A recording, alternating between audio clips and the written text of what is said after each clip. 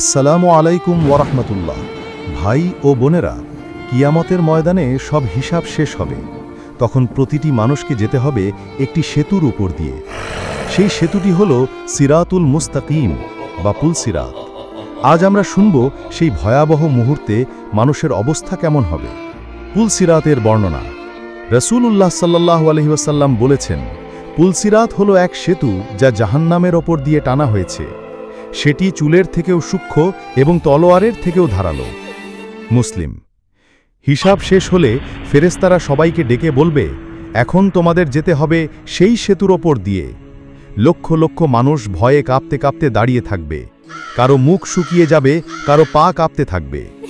আল্লাহর নূর ছাড়া কেউ পার হবে না। কোরআনে বলা হয়েছে, ইয়ৌমা তারাল মুমিনিনা ওয়াল মুমিনাতি ইয়াসআ নূরুহুম বাইনা আইদিহিম ওয়া বিআইমানিহিম। অর্থ, সেদিন মুমিন পুরুষ ও মুমিন নারীদের নূর তাদের ডান দিকে ও সামনে ছুটে চলবে। মুমিনরা আল্লাহর দেয়া আলো নিয়ে পুলসিরাত পার হবে, কিন্তু কাফের ও মুনাফেকদের নূর নিভে যাবে, তারা অন্ধকারে পড়ে যাবে। মানুষের গতি। রাসূল সাল্লাল্লাহু আলাইহি ওয়াসাল্লাম বলেছেন, কেউ পুলসিরাত পার হবে চোখের পলকে, কেউ বিদ্যুতের মতো দ্রুত, কেউ বাতাসের মতো, কেউ ঘোড়া বা উটের গতিতে, কেউ দৌড়ে, কেউ হাঁটতে হাঁটতে, আবার কেউ হামাগুড়ি দিয়ে পার হবে, আর অনেকেই নিচে পড়ে যাবে। জাহান্নামের শিকল। সেই সেতুর দুই পাশে লোহার কাঁটা ও শিকল থাকবে। হাদিসে এসেছে, সেতুর দুপাশে কাঁটা থাকবে যেগুলো মানুষকে আঁকড়ে ধরে ফেলবে।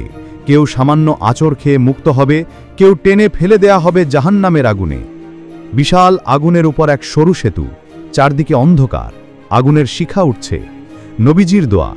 সেই সময় নবীজি সাল্লাল্লাহু আলাইহি ওয়াসাল্লাম পুলসিরাতের কাছে দাঁড়িয়ে বারবার বলবেন, হে আল্লাহ, উম্মতকে রক্ষা করো, উম্মতকে রক্ষা করো। সহিহ মুসলিম।